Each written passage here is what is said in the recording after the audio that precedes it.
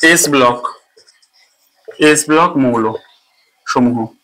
তো আগে ক্লাসে গেছি আমরা এস ব্লকের বাদিক থেকে ডান দিক, উপর থেকে নিচে কি প্রপার্টিজ আছে, পারমাণবিক ব্যাসার্ধ। আজকে দেখবো হচ্ছে ion ion enthalpy. Ion ion enthalpy.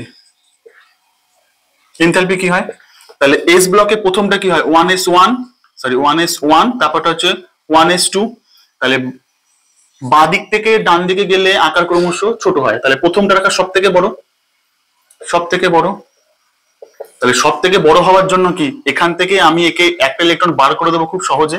তাহলে আয়নন এনথ্যালপির মান হবে কম। প্রথম আয়নায়ন এন শর্টে লিখলাম, মান সব থেকে বেশি, সব থেকে কম, খুব সহজেই বেরিয়ে যাবে। দ্বিতীয় আয়নায়ন এনথ্যালপির মান সব থেকে বেশি, দ্বিতীয় আই মান সব থেকে বেশি।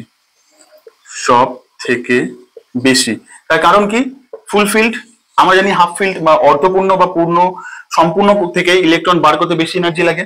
তাহলে 1s2 দুটো থাকার কথা, দুটোই আছে, সেখান থেকে আমি ইলেকট্রন বার করতে প্রচুর এনার্জি দিতে হবে। তাহলে দ্বিতীয় আয়নায়ন এনথ্যালপির মান সব থেকে বেশি, আর প্রথম আয়নায়ন এনথ্যালপির মান সব থেকে কম, কারণ আকার বড়। আর আয়নন এনথ্যালপির পরিবর্তন কি হয়, বাদিক থেকে ডান দিকে গেলে আয়নন এনথ্যালপির মান বাম দিক থেকে বাম টু ডান কি হবে, আই এর মান ক্রমশ বৃদ্ধি পাবে। তার কারণ কি, একই কক্ষকের মধ্যে ইলেকট্রন প্রবেশ করছে, তাহলে সেখান থেকে ইলেকট্রন বার করে আয়ন পরিণত বেশি এনার্জি লাগবে। আর ওপর থেকে নিচ অর্থাৎ শ্রেণী বরাবর আই এর মান হ্রাস পাবে।